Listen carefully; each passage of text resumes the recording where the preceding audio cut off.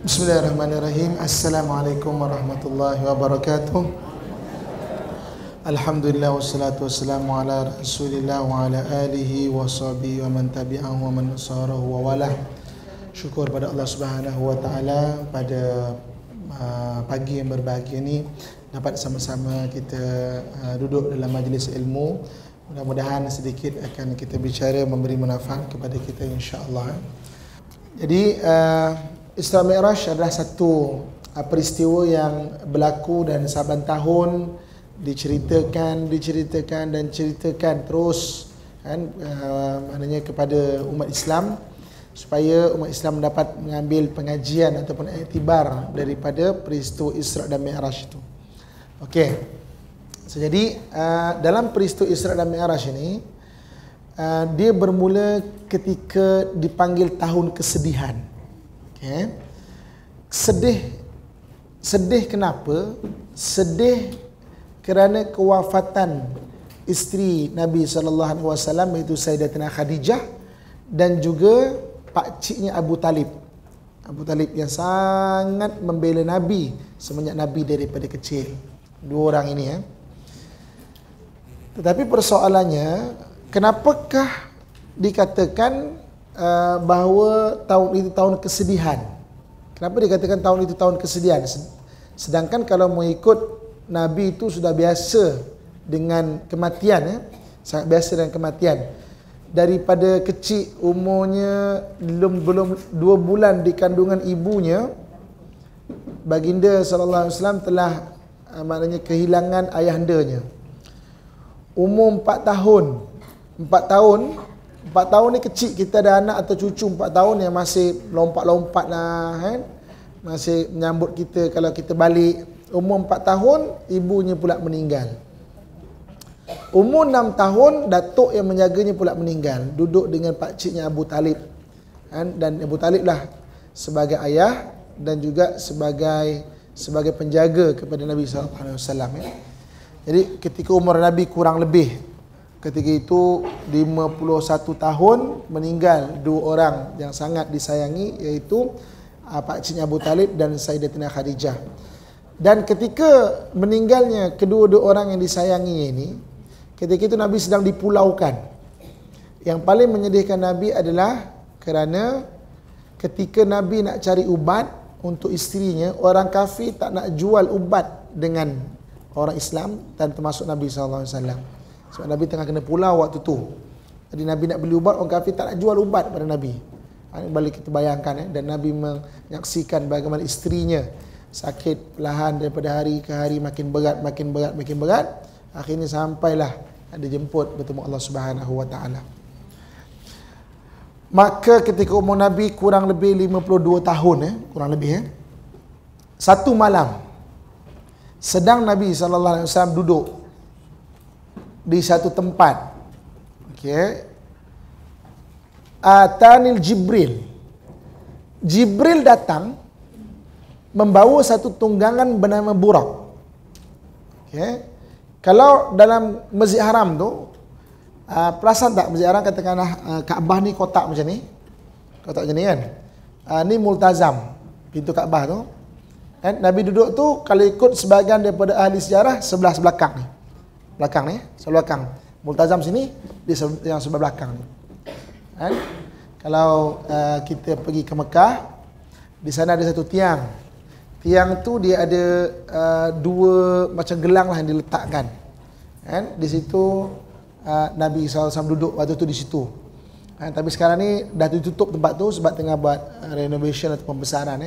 Dah tak nampak dah. Tapi di situlah di belakang tu. Mengikut sebagai ahli rawi.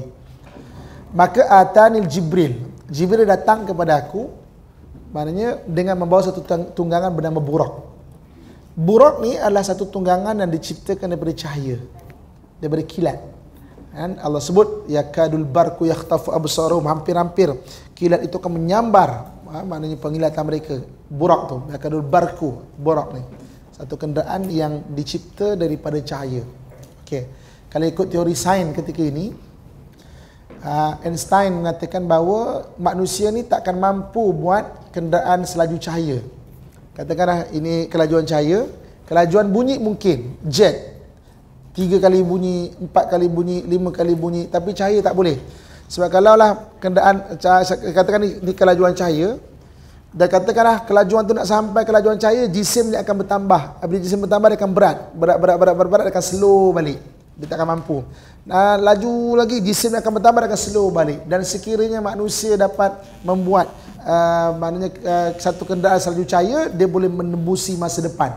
Ini satu teori sains yang tak dapat dibuktikan lagi, tapi memberi inspirasi kepada para pembikin filem dekat Amerika ke kat mana ke untuk membuat pengembaraan masa. Kan? Maknanya kelajuan cahaya tu. Dan kalau kita lihat kan, macam mana Nabi diperlihatkan tentang syurga dan neraka. Adakah syurga dan neraka itu sudah berpenghuni? Padahal belum kiamat lagi, wallahu alam.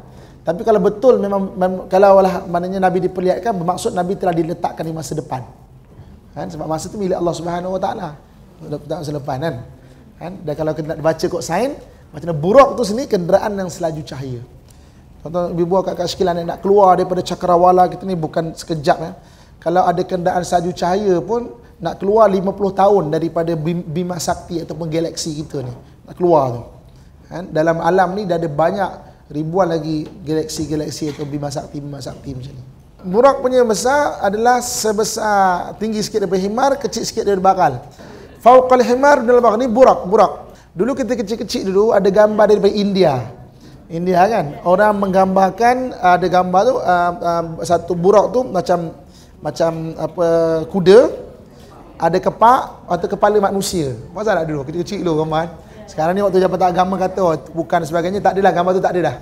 Ni dulu kecil-kecil dulu. Orang buat kalender lah apalah kan. Tapi mana Nabi sebut faqal himar dunal baqal. Maka Nabi SAW pun diajak naik tunggangan dengan buraq tu. Maka bermulalah Nabi meninggalkan kota Makkah menuju ke Baitul Maqdis. Kan, ke Baitul Maqdis. Maka ketika bermula perjalanan, barulah nampak. Kan kota Makkah ni lembah. Pernah tengok tak gambar kota Makkah awal lembah macam tu? Dia lembah. Dan sebab itu kota Makkah pernah banjir pada sekitar tahun 40-an dulu. Hujan lebat, air daripada lembah-lembah tu turun, kota Makkah, Kaabah tu pernah tenggelam tu, suku. Pernah tenggelam tu. Ada gambar dia kalau kita pernah tengok ya. Jadi ketika Nabi mula berjalan dengan buraq, baru tahu rupanya di keliling Mekah itu ada jin-jin ataupun ifrit-ifrit. Dia ngintai Nabi dan dia kejar Nabi. Nak senang faham macam kita naik motor, keluar-keluar tiba-tiba anjing kejar. Kanan kiri ni. Nak senang faham Nak senang faham. Jadi anjing kejar tu. Jadi Nabi pun macam mana ni Jibril? Macam mana ni Jibril? Maka Jibril mengajarkan satu ayat dipanggil ta'awuz Jibril. Ta'awuz Jibril. Ta'awuz tu satu istilah a'udzubillah. A'udzubillah. Kalau kita kata tahlil tu ucapan istilah bagi la ilaha illallah. Tahmid istilah bagi alhamdulillah. Kan? Jadi ta'awuz ni satu istilah untuk a'udzubillah. Takbir ucapan Allahu Akbar. Jadi ta'awuz Jibril a'udzubillah yang diajarkan oleh Jibril alaihissalam. Saya tak dapat kongsikan hari ni, balik ibu-ibu akak-akak type dekat internet. Saya pun ada kongsikan dekat blog saya. Ta'awuz Jibril, ta'awuz apostrophe kan, WUS, ta'awuz Jibril. Apa ayat yang Nabi diajar? A'udzu biwajhillahil karim wa bikalimatillahi tammati allati la yujawizuhunna birru wala fajir. Aku berlindung kepada Allah. A'udzu bikalimatillahi tammah, dengan kalimah-kalimah Allah yang sempurna, yang tidak mampu untuk ditandingi ataupun dikalahkan. Sama ada dikalahkan tu orang baik ataupun orang jahat, tak mampu nak dikalahkan. Ini ta'awuz Jibril. Abang saya Ustaz Jazlan satu hari Al-Kuliah, program Al-Kuliah, waktu tu tajuk dia Perubatan Islam. Dia jemput satu orang pengamal perubatan Islam, kemudian satu orang yang badannya ada saka, jin-jin ni. Ada jin-jin. Kemudian Ustaz Jazlan akan mengupas lah, abang saya akan mengupas benda-benda daripada konteks Islam tu. Jadi ketika mula-mula masuk dalam studio tu, dia bacanya kan?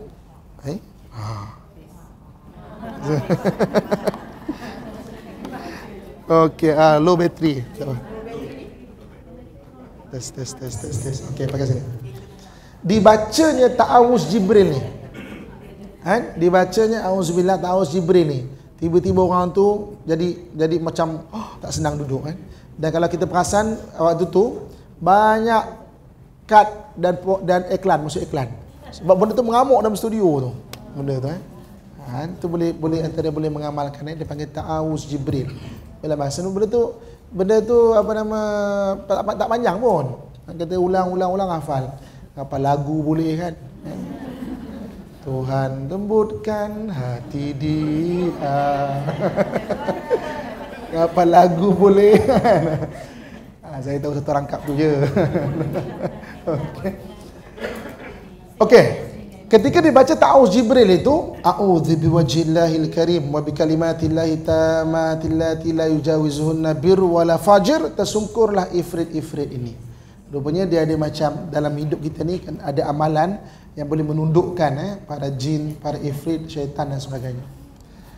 Maka berjalanlah Nabi SAW, ayat yang disebut dalam surah Isra kan, bahawa minal masjidil haram ilal masjidil aqsa, daripada Masjid Haram ke Masjid Aqsa allazi barakna haulahu, yang kami berkati di sekelilingnya.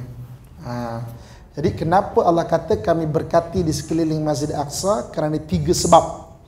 Yang pertama, banyaknya makam Nabi sekitar Masjid Al-Aqsa. Siapa yang nak ramai yang dah ikut saya ke Al-Aqsa kan, kita tengok makam Nabi, bagai-bagai makam Nabi. Nabi Sulaiman, Nabi Dawud, Nabi Ibrahim, Nabi Yaqub, Nabi Yusuf, Nabi macam-macam. Yang keduanya, kenapa Allah berkati Masjid Aqsa itu? Kerana di situ banyak makam orang soleh. Orang-orang soleh banyak dimakamkan di situ. Makam di situ. Orang soleh banyak dimakamkan di situ. Yang ketiganya, kenapa disebut sebagai tempat itu diberkati? Kerana memang bumi Al-Aqsa ni akan menjadi bumi syahid sampai hari kiamat. Al-Aqsa ni dia adalah bumi yang berlaku peperangan kerana agama. Sejak dulu, sebelum zaman Nabi lagi. Sebelum zaman Nabi kita. Dan Al-Aqsa pernah berperang antara Jalut dan Talut. Siapa pernah dengar nama Goliath? Kalau bahasa Inggeris kan. Di sekitar Al-Aqsa tu. Waktu tu tengah Iron Age zaman besi Ketika itu besi baru ditemui. Dan sekitar Al-Aqsa tu banyak besi. Jadi Jalut ni datang untuk rampas tanah-tanah sekitar Al-Aqsa untuk cari besi. Kan Jalut dengan Talut tu zaman Nabi Daud. Kita ingat tak antara mukjizat Nabi Daud adalah melembutkan besi. Kan? Waktu itu memang zaman besi, Iron Age waktu tu. Jadi maknanya Jalut dan Talut berperang. Kan? Dalam Quran Allah rakamkan kisah ini.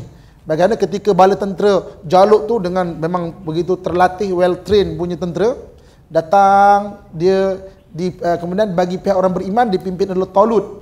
Kemudian Talut kata ni, dalam Quran Allah sebut cerita kata, Talut kata, okey, sebentar lagi ni sebelum bertemu dengan panglima tentera Jalut ni, kita akan melalui satu kawasan lembah, air dia sangat jernih, sedap untuk diminum.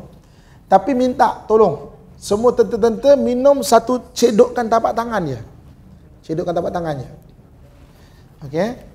Jadi sebahagian besar daripada tentera Talut apa punya arahan ni? Jalan jauh-jauh satu cedokkan je, mana cukup? Apa punya ni?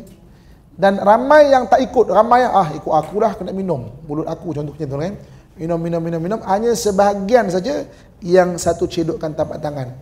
Rupanya bukan satu cedokkan tapak tangan itu yang penting, tetapi kekuatan mental. Kan? Maknanya boleh minum banyak tapi kena minum sikit je. Sebab kejap lagi akan berhadapan dengan tentera yang cukup terlatih dan ramai. Orang yang ada kekuatan mental saja boleh berhadapan. Kan? Itu sebenarnya cedok tangan itu kekuatan mental. Sebab itu dalam Islam ni kalau kita lihat ibadah-ibadah kita banyak sebenarnya menguatkan mental kita. Menguatkan mental kita daripada sudut apa? Sudut puasa, kuatkan mental. Sembahyang, haji, bertolak-tolak apa kan kuatkan mental kita. Sebab hidup kita ni akan disulamkan dengan berbagai-bagai ujian. Orang yang tak kuat mental akan rebah. Kan? Jadi dalam peristiwa Talut tu dirakamkan kisah itu bukan sekadar cedokkan tapak tangan, tapi kekuatan mental tu sebenarnya yang penting. Kekuatan kita menahan ujian-ujian. Jadi betul, ketika berhadapan dengan tentera Talut yang well trained ni, yang betul-betul memang tentera betul-betul, sedangkan tentera Talut ni hanya orang biasa saja, yang cedokkan satu tapak tangan tu yang terus mara ke hadapan. Yang lain tengok-tengok, oh tak boleh, kalah kita habis kalah kita. Kan? Antara yang ke depan adalah Nabi Daud, dan Nabi Daud lah akhirnya yang dapat membunuh Jalut ataupun Goliath itu. Mana peperangan di sekitar Al-Aqsa. Itu bagi syariat Nabi Allah Musa. Ketika dalam syariat Nabi Allah Sulaiman berlaku peperangan juga tahun 980 sebelum Masihi. Al-Aqsa pernah melaksikan peperangan besar antara orang beriman dalam syariat Nabi Sulaiman dengan orang-orang kafir daripada kalau kita pernah dengar nama dia, Nabucodonosor daripada Iraq, kan, menghancurkan kota Jerusalem. Kemudian tahun ke-300 sebelum Masihi pernah dengar nama Cyrus the Great daripada Parsi. Cyrus the Great, kan, daripada syariat Nabi Sulaiman. 70 Masihi, kawasan situ berperang dengan orang daripada syariat Nabi Isa. 70 Masihi, Titus ataupun Titus daripada Rom. Zaman Nabi kita Muhammad SAW berlaku peperangan-peperangan di Masjid Aqsa. Peperangan salib 1089. Kan? 70,000 orang disembelih oleh tentera salib. 70,000 orang, 1089. Kan? Hampir 200 tahun peperangan dengan orang tentera salib. Akhirnya Salahuddin berjaya mengambil balik 1187. Maknanya hampir 100 tahun perang kat situ. Kemudian yang perang kecil-kecil tu, sekarang dengan Yahudi dah 60 tahun. Besok akhir zaman, tak habis lagi ni. Antara Dajjal, Imam Mahdi dengan Nabi Isa juga berakhir peperangan di situ juga. Itu dia kata Allah berkati itu sebab 3 sebab. Yang ketiganya menjadi bumi syahid sampai hari kiamat. Dia akan bumi tempat peperangan agama dan pertumpahan darah kerana agama di situ, antara agama sampai hari kiamat. Kan besok dekat akhir zaman, semua pokok-pokok, semua batu-batu ni akan mengeluarkan gelombang. Gelombang yang boleh difahami oleh orang beriman. Dalam bahasa yang mudah, bahasalah bercakap. Tapi dia gelombang, keluar gelombang. Wahai ya ibadah Rahman, wahai hamba Allah ni, orang Yahudi ni, tangkap ni. Kecuali satu pokok bernama pokok gharqad. Pokok gharqad Pokok gharqad tu dia akan melindungi orang-orang Yahudi. Pokok gharqad tu tak tinggi, dia tinggi macam ni lah, lebih kurang. Dia bukan pokok ru, bukan. Dia tinggi macam ni je. Tapi dia rimbun. Kan? Orang kafir boleh masuk dalam kalau kita masuk dalam pokok tu, maknanya boleh sembunyi, tak nampak. Pokok gharqad ni banyak ditanam di Yahudi. Saya pernah yang sempat saya tunjukkan waktu kat Palestin dulu. Kat Tel Aviv, dekat Nazareth dan sebagainya. Dia memang kempen besar-besaran untuk tanam pokok tu. Nanti insya-Allah dalam beberapa ketika ni saya akan cerita kat blog saya pasal pokok gharqad. Blog saya www.ustazamin.com. ustazamin.com. Saya akan cerita pasal pokok gharqad. Saya akan tunjukkan gambar yang saya dapat kempen menanam pokok gharqad ni secara besar-besaran. Dia ada kempen, dia keluar statement dan sebagainya. Kan? Ni. Jadi sampailah Nabi sallallahu alaihi wasallam ke Masjid Aqsa yang Allah sebut sebagai allazi barakna haulahu, yang kami berkati di sekelilingnya. Sampai Nabi pun tambat burak di satu bahagian, di bahagian barat Al-Aqsa. Saya dah tunjukkan siapa nak pergi sana, mana Nabi tambat burak. Burak tu kan memang diciptakan untuk tunggangan Nabi, tapi Nabi itu usaha. Nak ceritanya usaha tu. Tambat burak tu ditambat juga. Kan kita kalau parking kereta sama juga, kunci kereta kan, itu usaha. Keselamatan Allah yang bagi, tapi usaha tu Allah nak bagi pahala. Keselamatan Allah punya. Macam kita rumah kita kunci lah, letak alam lah. Selamat ke tak itu urusan Allah. Tapi usaha tu Allah nak bagi pahala. Menjaga tu. Kan, jaga diri kita, jaga keselamatan diri dan sebagainya. Jadi Nabi tambat borak. Kemudian Nabi dihidangkan dengan susu dan juga arak. Padahal arak belum diharamkan ketika itu. Belum diharamkan lagi. Tapi Nabi memilih minum susu yang fitrah dalam diri manusia itu. Kemudian Nabi bertemu dengan 124,000 para anbiya bersolat bersama-sama. Lepas itu salah satu nama Nabi adalah Imamul Mursalin, imam para rasul. 124,000 kan? Nabi semayang.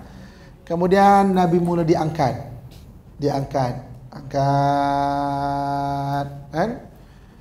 Dan sampai ke langit bertemu dengan para anbiya. Nabi Adam alaihissalam, langit kedua Nabi Idris, para nabi itulah. Langit ketiga Nabi Isa, langit keempat Nabi Musa, kan? Langit kelima Nabi Harun, sampai langit ketujuh Nabi Allah Ibrahim alaihissalam.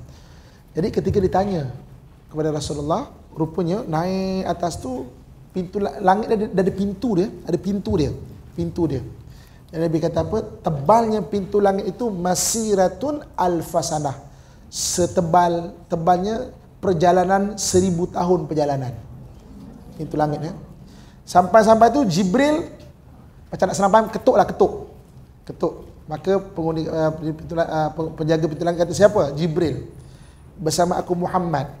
Maka bertanya malaikat penjaga pintu langit, ayursal, apakah dia diutus? Ya, dia diutus. Maka baru dia dibuka, kan, pintu langit itu. Kalau kita baca surah Jin, balik ni cuba baca surah Jin. Surah Jin cerita pada Nabi dan dirakam dalam Al-Quran. Dulu para jin ni boleh naik ke langit, tapi selepas kelahiran Nabi, pintu langit itu ditutup. Siapa yang nak dengar, nak pergi ke pintu langit akan dipanah dengan panahan berapi. Syihabul mubin, mana syihab, panahan-panahan yang berapi. Dia tak boleh nak naik lah. Atas tu ada pintu langit ya. Adanya masiratul alfasana. Satu pintu ke satu pintu, sampai langit ketujuh. Sampai langit ketujuh, Nabi bertemu dengan Nabi Ibrahim alaihissalam.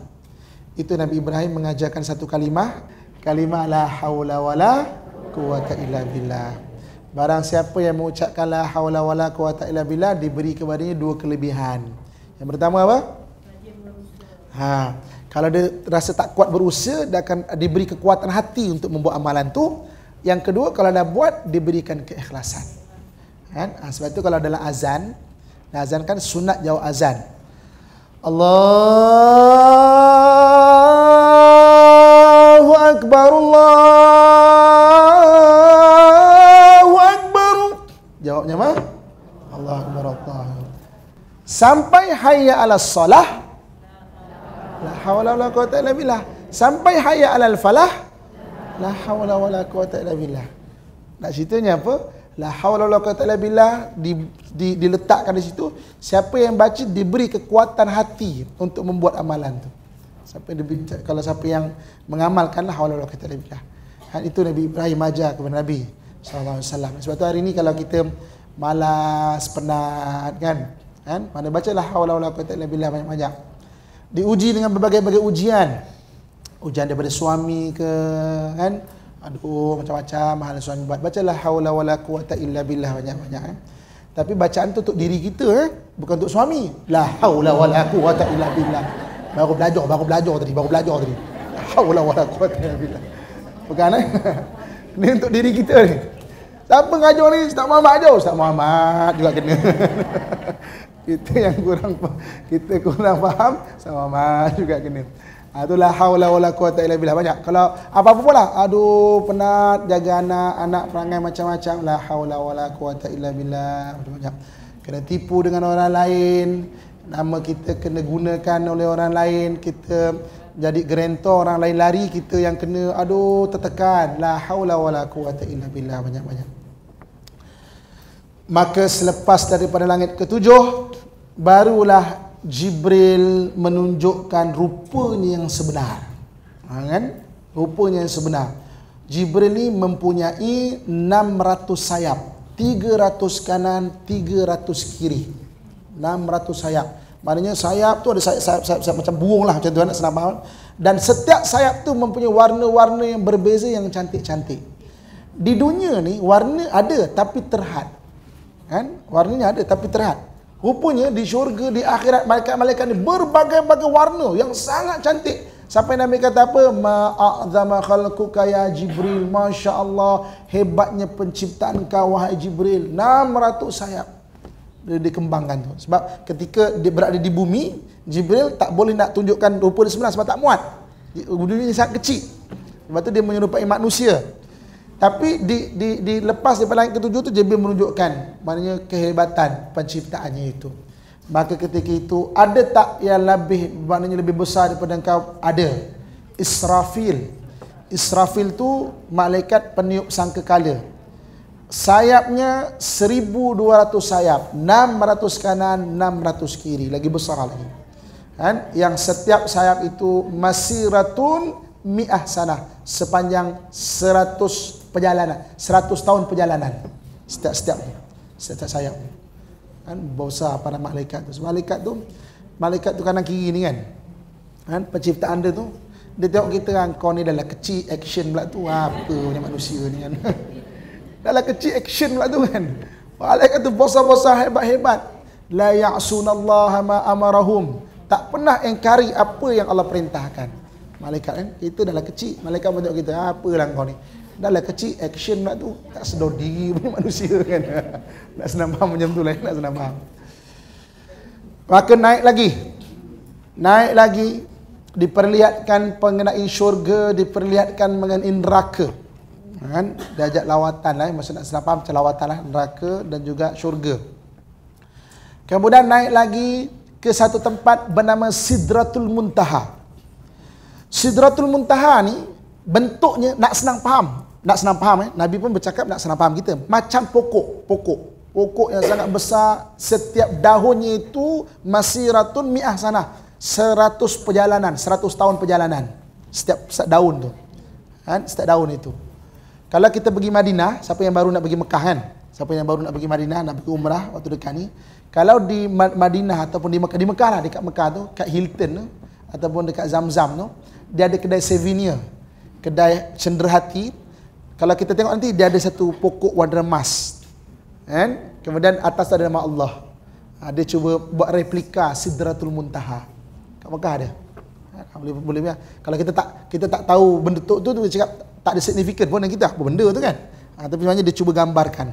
Pada pokok tu warna emas ada buat, kemudian ada apa nama? Ada nama-nama Allah, 99 nama Allah, atas ada Allah Subhanahu Wa Taala.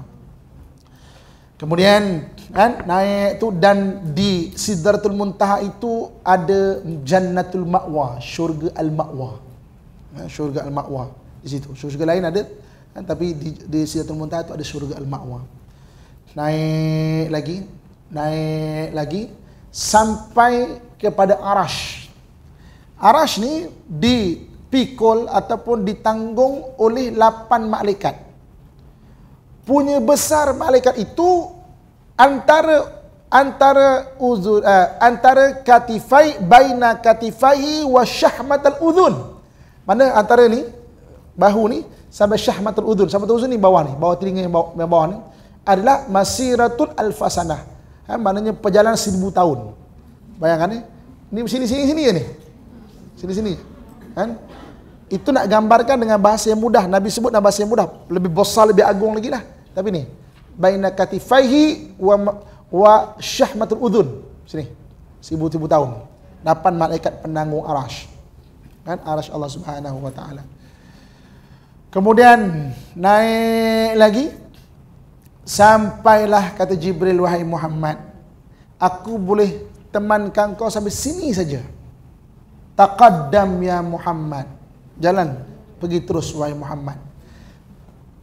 Kalau aku menemankan kau untuk perjalanan seterusnya, lah taraktu, aku akan terbakar. Kan? Aku akan terbakar. Sampai sini saja wahai Muhammad. Sampai sini saja. Kan? Itu Jibril. Dia temankan sampai satu tahap. Maka sampailah satu tahap, kalau ahli sunnah wal jamaah menyebutnya satu tempat yang tidak bertempat. Kan? Satu tempat yang tidak bertempat. Maknanya keluar daripada alam makhluk. Macam mana? Wallahu alam. Nak senang faham. Nak senang faham. Nak senang faham. Nak gambarkan, nak senang faham ni. Hari ni kita tengok TV. Kita tengok cerita Madu 3 lah contoh. Piramli. Madu 3 Piramli. Kita dapat menyaksikan setiap detik perbualan Piramli dan setiap perangai dia. Dekat belakang butang baju ke mana pak kan? Kemudian macam mana dia bohong bini dia, kita dapat tengok semua setiap detik tu, setiap dia punya dialog tu kita boleh saksikan. Walaupun dia buat belakang bini dia kata kau cakap nanti kalau balik rumah kesian kan. Apa bini aku cakap kesian, dia cakap dengan dia punya apa anak buah tu kan. Kesian. Kau cakap je. Tapi kita tahu, oh sebabnya apa? Kita yang menyaksikan benda itu, kita berada di mana? Kita berada di luar filem itu. Kita bukan ada dalam filem tu. Kan? Kita ada di luar filem itu. Macam tu juga satu tempat yang tidak bertempat, bukan tempat makhluk, bukan alam makhluk, satu tempat yang luar daripada dunia makhluk ni. Luar daripada dunia makhluk ni. Kan? Maksudnya kita bukan berada dalam filem itu. Sebab tu Allah tu sifatnya tidak bertempat. Kalau kita kata Allah tu di atas ke di bawah, salah. Kan? Tapi maknanya Allah tu tidak bertempat, ada di mana-mana. Maksudnya apa? Bukan dalam alam makhluk ni, luar alam makhluk ni, yang kita takkan tergambar. Nak senang faham macam TV tu lah, nak senang faham dia. Nak senang faham. Maka selepas naik atas dan lebih lagi, keluar daripada alam makhluk ni, maka Nabi kata, fajab-jabtu, aku diserap dengan ada 70 dinding cahaya. 70 dinding cahaya. Macam tu lah diserap. Dah senang faham. Ada sound effect dia, senang faham. Dah senang faham. Masuk. 70 dinding cahaya. Kan? Sampai selepas 70 dinding, ketika itulah Nabi menyatakan at-tahiyyatul mubarakatus salawatut thayyibatu lillah. Segala tahiyat, mana ucapan keselamatan, segala benda-benda yang baik, segala benda-benda yang keberkatan lillah, untuk Allah Subhanahu wa taala. Maka Allah ucapkan salam untuk Nabi, assalamu alayka ayyuhan nabiyyu wa rahmatullahi wa barakatuh. Salam ke atas engkau wahai Nabi, dan keberkatan dan rahmat. Maka Nabi tak lupa kita-kita dan seluruh orang beriman. Assalamu alayna wa ala ibadillahi salihin.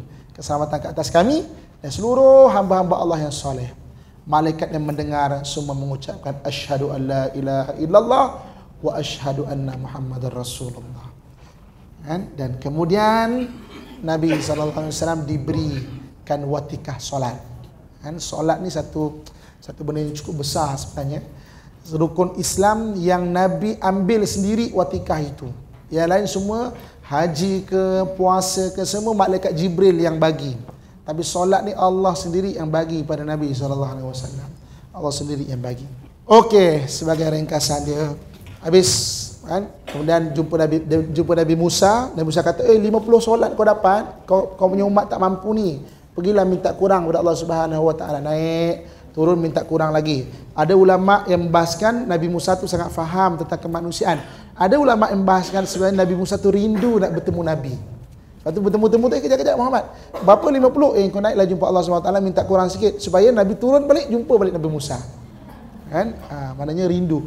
Kalau Nabi-Nabi terdahulu pun merindui Nabi, kita umatnya kena lebih rindulah pada Nabi, kena lebih sayang daripada Nabi. Kan? Tu.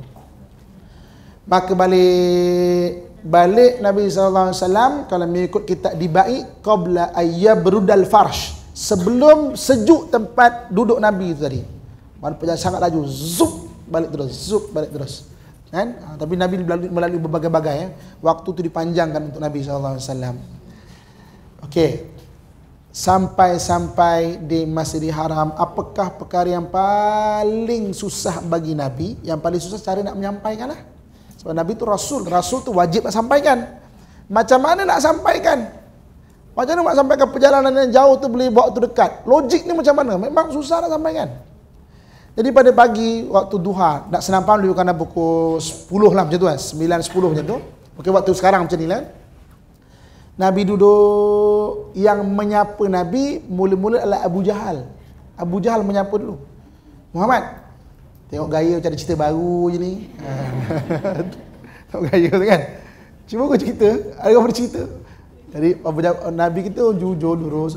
Pakcik, kebetulan pakcik tanya, saya malam tadi ke Masjid Aqsa, naik ke langit, jumpa macam-macam, turun balik, pagi ni sampai balik.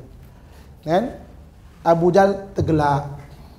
Kenapa Abu Jahal kata, Muhammad, nak tak kau cerita kat penduduk Mekah? Kalau nak, aku nak tolong kumpulkan orang ni. Abu Jahal kata. Orang cakap, bolehlah pakcik, lagi bagus. Jadi yang tolong kumpulkan orang adalah Abu Jahal. Dia yang tolong kumpulkan orang. Dia kata, bagi, siapa nak dengar cerita? Ada di Mekah ketika itu 3 golongan. Pertama, sahabat. Yang keduanya adalah orang kafir Quraisy. Yang ketiganya ahli kitab. Ahli kitab. Kan? Jadi bila dia dah pukul 10 lebih lah, pukul 11 ni tu, dah kumpul sama orang, maka Abu Jahal pun kata, Muhammad, ceritalah. Ceritalah balik apa yang kau ceritakan aku. Maka Nabi pun bercerita. Nabi cerita, malam tadi aku naik burak pergi Masjid Aqsa, dan baik lagi ke langit, berturun balik, dan balik ke turun balik ke Mekah.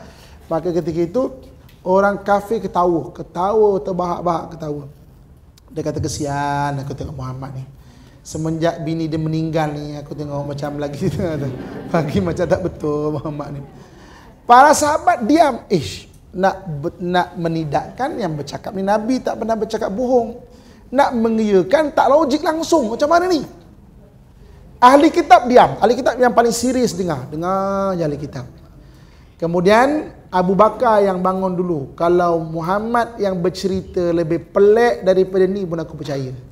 Sebab tu Abu Bakar digelar As-Siddiq. As-Siddiq, gelaran Abu Bakar As-Siddiq, dialah mula-mula yang membenarkan. Kalau Muhammad cerita lebih pelik daripada ni aku percaya. Kan? Orang kafir gelak, apalah punya cerita ni. Kemudian ahli kitab yang bertanya, Muhammad aku nak tanya sikit. Okay.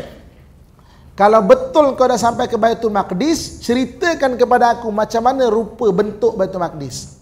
Dulu tuan-tuan, ibu-ibu, ayah saya sekalian, bukan ada gambar-gambar, bukan boleh search Google waktu tu, kan? Macam mana Baitul Maqdis Masjid Aqsa kan? Bukan. Dulu kalau orang tak sampai takkan boleh cerita. Gambar tak ada, internet tak ada. Sekarang ni boleh search Google kan. Oh, tengok macam mana bentuk kan. Gambar apa pun tak ada. Jadi Nabi bercerita satu-satu mengenai Baitul Maqdis. Macam mana bentuk rupa bumi dia, macam mana pohon-pohon pohon-pohon, pokok-pokok zaitunnya, bentuk batu dia, bentuk keadaan bangunan-bangunan dia. Kemudian ahli kitab kata, kalaulah Muhammad tak sampai, mustahil dia boleh cerita. Mana-mana tadi Muhammad betul-betul sampai. Wahai Muhammad, ceritakan lagi. Round kedua itulah baru lebih detail yang bercerita. Sebab ahli kitab yang minta, cerita lagi Muhammad. Cerita lagi. Sebab ahli kitab memang dia tahu mana benda agama ni. Itu Nabi cerita lebih detail yang kita dapat ada hadis yang sekarang ni. Yang pada hari ni. Sebab ahli kitab tanya dan Nabi cerita lebih detail lagi. Sampailah akhirnya Nabi kata apa? Dalam perjalanan aku pulang, aku nampak beberapa kafilah perdagangan yang sedang masuk ke kota Mekah. Dulu tak ada telefon kan, bukan terus boleh call. Bro, saya mana dah ni? Lama dah tunggu ni, betul ni kan. Jadi maknanya bukan ada telefon. Tak tahu. Tapi dia kata ada beberapa rombongan nak masuk ke kota Mekah. Salah satu mungkin lambat sikit. Sebab ketika aku lalu tu unta dia terlepas. Dia tengah kejar unta dia ni. Kafilah caravan dulu kan dia ikat satu depan lead, satu belakang ada, kemudian dia ikat unta. Ikut unta ikut banyak-banyak je tu Sedang Nabi bercerita begitu bersoal jawab, tiba-tiba terdengar orang menjerit, benarlah Muhammad, telah datang kafilah perdagangan daripada Syam. Semua mata berpaling kepada pintu masuk kota Mekah. Tengok-tengok paling, betul satu rombongan masuk. Kejap lagi satu rombongan masuk. Kejap lagi, sorry ataupun maaf tuan-tuan, unta kami terlepas, lambat sikit sampai. Masuk. Ketika itu para sahabat mula menangis, benarlah apa yang Muhammad katakan. Ahli kitab, wahai Muhammad, kami menyaksikan asyhadu an la ilaha illallah wa asyhadu anna Muhammadar Rasulullah. Kami menyaksikan bahawa tiada Tuhan melainkan Allah dan engkau Muhammad Rasulullah. Dan orang kafir, kali ini Muhammad rupanya bukan orang gila rupanya. Rupanya dia ahli sihir yang nyata. Orang kafir dia tetap menolak. Orang Arab ni, ibu kakak tuan-tuan sekalian, saya jumpa Imam Masjid Aqsa, dia sendiri cakap. Dia kata apa? Engkau orang Melayu ni, orang di Nusantara ni orang yang baik, tak macam kami orang Arab. Saya kata, Imam, kau saja bodek aku ni. Saya kata, tak, ini jujur daripada hati aku. Saya kata, kenapa kau cakap macam tu? Kami orang Arab ni dapat Islam dengan pedang, baru nak terima. Kan? Dilihatkan mukjizat pun tak terima juga. Engkau ni bukan jumpa Nabi, jumpa pendakwah-pendakwah aja pun beriman. Mana kau beriman betul-betul ikhlas daripada hati kau. Kan? Orang Arab sini cakap mengenai kita ni, Melayu kita. Kan? So, jadi maksudnya macam mana mereka dipaparkan, diperlihatkan dengan mujizat Nabi pun tak terima. Orang kafir kata, oh Muhammad rupanya bukan gila, dah ahli sihir rupanya. Perempuan ahli sihir yang menyata rupanya. Jadi tuan-tuan perempuan muslimat sekalian, kan, kesimpulan dia dalam konteks dalam konteks Isra Mi'raj ni, kan, yang penting adalah satu je. Biar kita beramal, hari ini kita berkumpul di sini, mudah-mudahan satu hari nanti dapat berhimpun bersama Nabi sallallahu alaihi wasallam dekat akhirat nanti insya-Allah.